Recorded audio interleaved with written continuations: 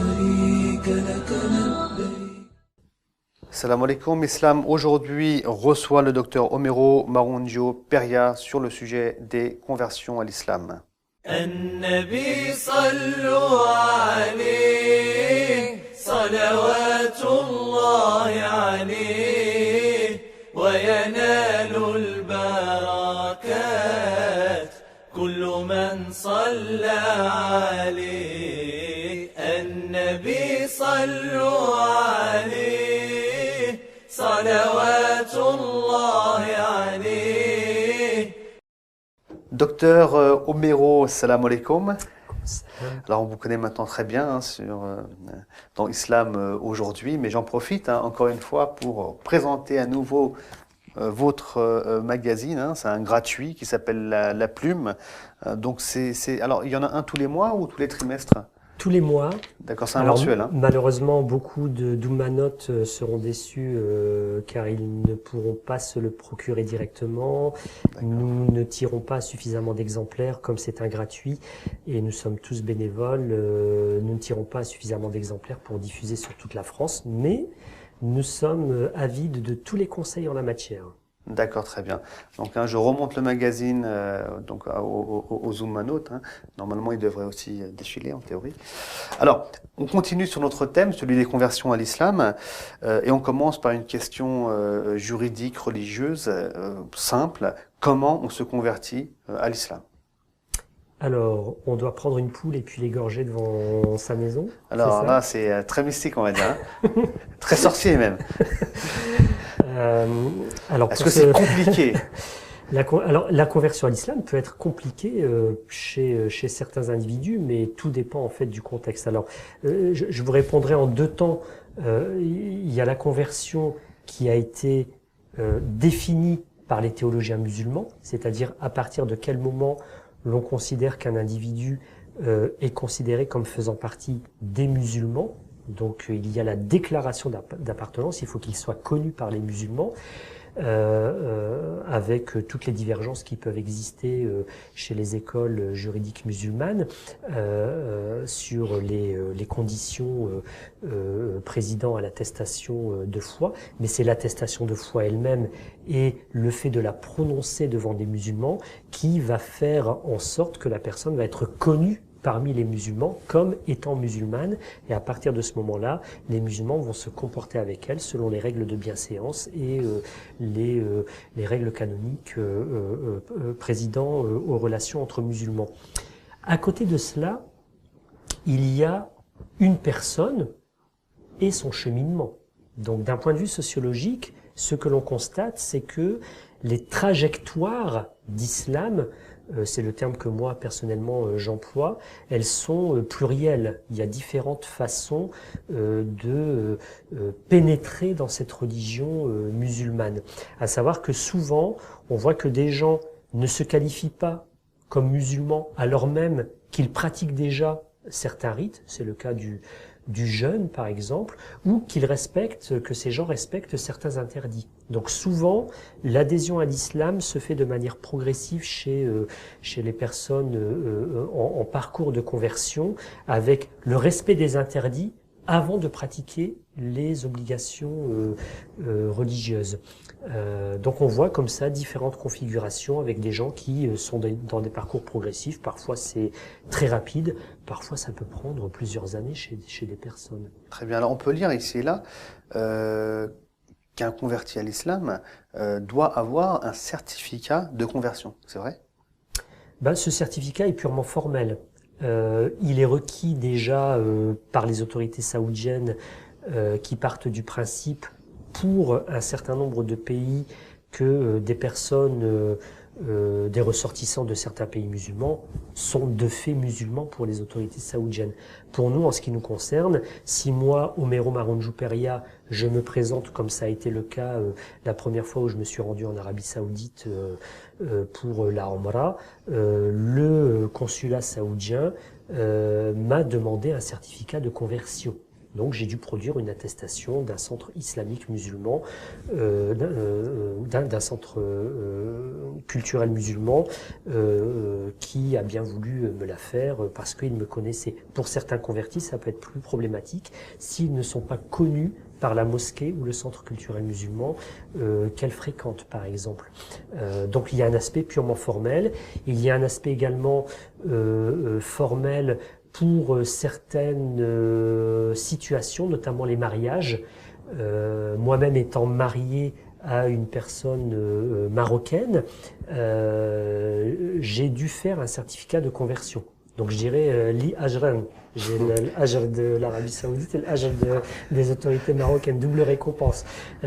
Donc on a un certificat de conversion cette fois-ci qui est complètement fait par les autorités consulaires marocaines. C'est le Hadoul qui fait ce certificat, qui atteste de ma foi musulmane et qui permet de se marier avec cette personne, puisque théoriquement une Marocaine ne peut pas se marier avec une personne non musulmane. Donc il y a certaines situations qui vont requérir ce certificat de conversion, mais à la base, il n'y a pas de texte musulman qui indique qu'une personne devrait avoir un certificat de conversion. D'ailleurs, ça c'est un point très important et à souligner, hein. C'est clair que dans l'islam, bon, il n'y a pas de texte, hein, à ma connaissance aussi, qui stipule cela. Où est-ce qu'on peut se procurer un certificat? Dans n'importe quelle mosquée ou bien dans des mosquées bien spécifiques? Et moi, j'ai connu un temps où ça se faisait très rapidement, mais aujourd'hui, de ce que je vois dans mon expérience personnelle, la plupart des mosquées et des centres culturels musulmans demande à la personne qui n'est pas connue, si c'est une personne qui est connue depuis un certain temps à la mosquée, qui fréquente les musulmans, l'imam ou le responsable de la mosquée va lui faire, pour le pèlerinage par exemple, va lui faire son certificat sans aucun problème. Pour une personne qui n'est pas connue, les responsables de la mosquée vont exiger que cette personne suive au moins quelques cours pour qu'on puisse, au sein de la mosquée, pour que les responsables puissent attester de manière effective de sa conversion. Notamment pour une raison très spécifique, des entretiens que j'ai pu faire dans pas mal de mosquées, c'est parce que il y a un certain nombre de personnes qui se présentent à la mosquée pour avoir un certificat de conversion dans le cadre d'un mariage. Et cette personne n'est pas connue à la mosquée. Et là, aujourd'hui, les imams et les responsables des mosquées sont plus attentifs à ces situations pour ne pas faire des certificats de complaisance. D'accord, très bien.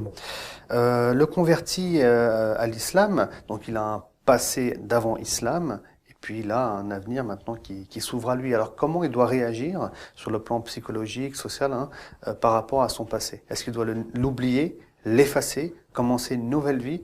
Ou est-ce qu'il doit rester attaché à son passé? Comment ça se passe? Qu'est-ce qui est préférable? On a eu l'occasion d'en discuter un tout petit peu lors de la précédente émission. Donc pour rappel, j'avais évoqué la notion de rupture. Il y a une rupture plus ou moins forte qui se fait par rapport à son environnement et à son passé, qui peut être négocié plus ou moins en douceur, en fonction aussi de la réaction de l'entourage, puisque quand on se convertit, on peut être exposé aussi à une hostilité de la part de son entourage. Donc là, à ce niveau-là, il faudrait que la personne puisse avoir un minimum de recul, notamment sur 4 aspects, moi, qui m'intéressent. Très bien. À savoir, le vêtement, l'alimentation, la pratique du rite, et le 4e, parce que je les ai notés, l'attitude ou le comportement. D'accord? Donc 4 choses qui sont extrêmement importantes. Le vêtement, se convertir ne signifie pas forcément changer complètement son vêtement. Je parle ici de la manière de s'habiller. L'alimentation, on sait qu'il y a une latitude assez importante qui a été octroyée en fonction des écoles juridiques musulmanes sur les questions alimentaires, sur le halal, le non-halal, bien sûr en dehors des choses qui sont explicitement interdites en matière d'alimentation. Au niveau de l'accomplissement des rites, Il y a tout un ensemble d'aménagements, par exemple pour la prière, le regroupement, les facilitations, qui pourraient être adoptées pour une personne fraîchement convertie afin qu'elle se familiarise progressivement avec l'ensemble des rites. Et au niveau de l'attitude, vous savez, il y a tout un ensemble de codes de comportement dans la société. Le fait de serrer la main, le fait de se comporter d'une certaine façon dans les relations sociales, etc. Et parfois, malheureusement, une personne entre en islam et elle se retrouve face à des discours qui entrent deux musulmans, qui entrent en concurrence sur la notion de pureté. On dirait que certains musulmans développent une pureté maladive. Très bien. Une pureté maladive, c'est-à-dire il faudrait être plus royaliste que le roi ou chambouler complètement son intérieur, ses relations, etc. Comme s'il faudrait faire une rupture, mais totalement radicale avec son passé et son environnement. Et là, je dis attention. Attention, car on peut rentrer dans ce que j'appelle, moi, les parcours de fragilisation. Moi, j'ai été très étonné il y a une quinzaine d'années de cela, quand je faisais ma recherche doctorale, de ce que j'appelle le parcours de fragilisation, c'est-à-dire une personne qui est cool, tranquille dans sa tête, on va dire, parfois même une personne musulmane qui pratique sa religion de manière, je dirais, empathique et naturelle, et à un certain moment, elle entre en relation avec un discours très radicalisé sur la pureté, sur ce qu'il faut faire, pas faire, etc. Et cette personne, progressivement, en vient à se poser des questions qu'elle ne se serait jamais posées, jusqu'à parfois arrêter la pratique religieuse, parce qu'elle ne se sent pas suffisamment pure pour pratiquer sa religion. Ou parfois à se séparer complètement de son environnement, ou adopter des us et coutumes qui seraient prétendument ceux que le prophète aurait pratiqués, en matière de vêtements ou autre. D'ailleurs, je peux ajouter à ça que même l'islam, à l'époque du prophète sallallahu alayhi wa sallam, n'a pas été révélé comme ça en un bloc. Il n'y a pas eu un chamboulement social et religieux en 24 heures, mais ça s'est fait quand même sur une période de 23 ans, ce qu'on appelle en théologie, bon j'ajoute une petite touche de théologie, at-tadarruj. C'est comme l'interdiction de l'alcool qui s'est faite, enfin, qu'on peut étaler sur à peu près 15 ans. Donc je pense que c'est très en relation avec ce que vous venez d'expliquer. C'est que le changement doit se faire de manière douce et non pas la rupture totale. Un individu qui était dans le noir et puis il passe au blanc. Je veux dire, c'est vrai que les choses ne se font pas ainsi même sur le plan théologique, clairement. Il y a un autre point qui est très très important pour les Oumanotes, c'est qu'aujourd'hui, on voit, je vais être très franc dans mon propos, ouais. On voit de plus en plus de pétage de plomb chez les musulmans qui ont en gros entre 35 et 45 ans. Et dans beaucoup de femmes notamment. C'est-à-dire des gens qui se sont structurés dans une vision radicale du monde.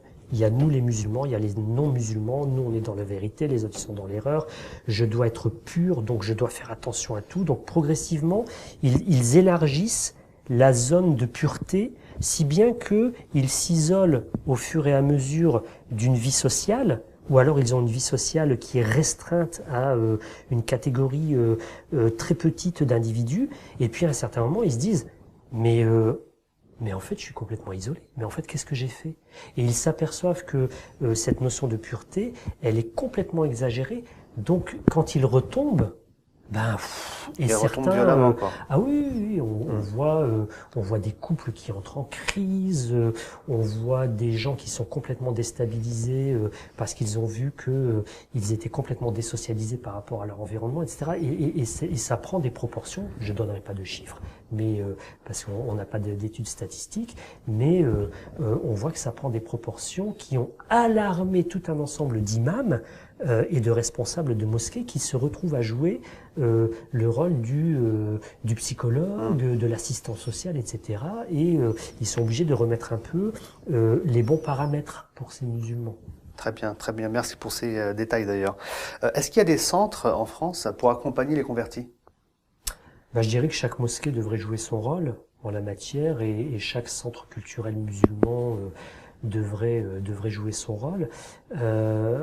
J'insiste beaucoup, je fais toujours une distinction, il y a la mosquée, le centre culturel musulman, j'emploie ces deux termes parce que le centre culturel souvent a des activités ouvertes sur son environnement qui dépassent le simple cadre de la gestion du culte, et il faudrait normalement qu'il y ait un minimum de cours qui soient dispensés, des brochures d'information et surtout de l'écoute. Parce que le problème des musulmans aujourd'hui, c'est qu'ils ont tendance à diffuser des discours sur l'islam. Un savoir, on va dire. Un savoir sans prendre en compte la réalité des individus qui sont en face d'eux. Et ça, c'est un gros souci. C'est-à-dire que avant, et là, je vous laisserai peut-être digresser sur la chose, mais on sait très bien que en matière de production de sens, si je reprends les propos de l'imam al-Qarafi al-Maliki, qui nous a laissé un ouvrage, Kitab al-Furuq, qui est un ouvrage extrêmement important en termes de production de la fatwa, donc production du sens, du savoir, de l'orientation pour le musulman. Il insiste énormément sur le fait que, avant de diffuser le discours et d'orienter le musulman, il faut savoir qui il est, quel est son niveau de compréhension de l'islam, son niveau de pratique, quelle est sa culture, c'est-à-dire le pays d'où il vient, etc. Et à partir de ce moment-là, le moufti va pouvoir l'orienter. Or, aujourd'hui, on s'aperçoit que les musulmans sont dans une situation où ils importent des discours et ils importent des orientations sous prétexte que nous sommes dans un environnement ici en France, alors soit qui serait hostile, qui serait étranger à la culture musulmane, etc. Donc ce sont des discours qui orientent les musulmans en faisant abstraction de la réalité. Et ça peut produire des dérives très importantes, notamment dans la rupture de ces musulmans convertis avec leur environnement. Et c'est pas le but du jeu. Donc il faut qu'il y ait vraiment un gros travail en termes d'écoute. Bien sûr. D'accord. Est-ce que vous avez éventuellement des idées à partager sur ce sujet? Concrètement, qu'est-ce que les associations pourraient faire concrètement, construire demain pour accompagner les convertis? J'ai eu à intervenir auprès de l'association des imams de France, qui est présidée par mon ami Cheikh Ahmed Miktar, qui est imam à la grande mosquée de Villeneuve d'Ascq. Et j'ai eu à leur faire un topo sur un peu la situation de l'islam en France. Et aujourd'hui, le constat est partagé, c'est que l'imam doit dépasser son rôle de simple référent religieux. Aujourd'hui, la plupart des imams sont sollicités sur des problèmes de famille, des questions d'éducation, etc. Il faudrait déjà que les associations musulmanes profitent de la formation professionnelle continue. Si l'imam est salarié, il a droit au DIF, c'est-à-dire il a le droit à chaque année un crédit d'heures de formation. Et si, on va dire, le crédit ne suffit pas pour certaines formations, l'association peut faire un petit effort. Il y a des formations très courtes de pratique de l'écoute. Comment on se met en situation d'empathie, on pratique l'écoute quand on reçoit par exemple un couple ou un individu qui est en questionnement. Des formations sur la médiation, comment on joue le rôle de médiateur, puisque l'imam joue un rôle de médiateur. Tout un ensemble de petites formations qui pourraient renforcer la capacité de l'imam à jouer son rôle dans le microcosme où il vit, dans la ville où il est, etc., pour le renforcer en capacité. Or, aujourd'hui, ce n'est pas fait. Trop d'imams sont dans des situations de précarité, malheureusement, et les associations musulmanes accentuent tout uniquement sur le volet théologique et juridique. La plupart des cours qui sont dispensés dans les mosquées, ce sont des cours, je dirais, secs sur l'apprentissage de la religion, qui font fi de tout l'aspect culturel, c'est quoi être musulman en France, et surtout l'héritage endogène à la France. Le converti ne devrait pas se retrouver dans une situation où il va plonger dans un univers d'extranéité, c'est-à-dire marocain, algérien, turc ou autre. On devrait aussi faire en sorte que le converti se dise « Ah ben, je suis dans un environnement où je retrouve aussi mes repères d'antan ». On a parlé dans une précédente émission des musulmans, des grandes figures converties à l'islam. On ne les retrouve pas dans les mosquées. Cette histoire de l'islam endogène à la France, on ne le retrouve pas dans les mosquées. Donc le converti se retrouve dans un univers un peu étranger où on lui demande d'adopter des coutumes qui sont en lien avec des pays d'origine. Et ça devrait être beaucoup réfléchi parallèlement au renforcement de l'activité de l'imam, de la compétence à agir de l'imam. Moi, j'essaye de travailler avec les associations musulmanes là-dessus, très modestement, sur mes champs de compétences. Très bien. Alors, deux questions pour terminer. Première question, donc, quels sont les conseils que vous pourriez donner aux convertis à l'islam? Méfie-toi des musulmans. Quoique, c'est-à-dire, d'accord. Les conseils seraient trop nombreux, mais si j'ai un conseil à donner, ce serait celui-ci. Méfiez-vous des musulmans, je le reprends. C'est-à-dire, méfiez-vous de toute personne qui vous parle de l'islam et qui en même temps veut vous séparer d'autres musulmans. C'est-à-dire, tout discours qui pose une rupture avec l'environnement ou avec les autres musulmans, déjà à la base, c'est louche. Tout discours qui prétend être la vérité musulmane, quelle qu'elle soit, c'est un discours déjà qui est louche. Donc attention à tout discours qui prétend être la vérité musulmane ou tout discours qui veut vous séparer de l'environnement. Parce que déjà ça, c'est pas bon, c'est un mauvais départ. Et comme disait Cheikh Ibn Atallah Sakandari, Man salahat bidayatuhu, salahat nihayatuhu. C'est-à-dire, celui qui prend un bon départ, il aura une bonne arrivée. Quant à celui qui prend un mauvais départ, il va s'engouffrer dans des chemins tortueux et pour revenir ensuite sur une voie apaisée, ce sera un peu difficile. Voilà, donc très bien, ça c'est pour la première question, hein, les conseils. Est-ce que vous avez autre chose à rajouter par votre expérience? Non, il faut rester modeste et il faut que les musulmans prennent soin à s'écouter. Très bien. Je pense qu'il y a un gros souci là-dessus chez les musulmans, mais ça peut être l'objet d'autres émissions. Alors, vous serez le bienvenu, hein, Dr Romero. Alors la deuxième question maintenant, qui est un peu liée à la première, mais c'est autrement dit, j'ai envie de dire. Quels sont les pièges que le converti à l'islam doit éviter? Les pièges à éviter sont également très nombreux. Mais si je devais résumer cela à un piège principal, voire deux, c'est déjà l'empressement. C'est déjà l'empressement.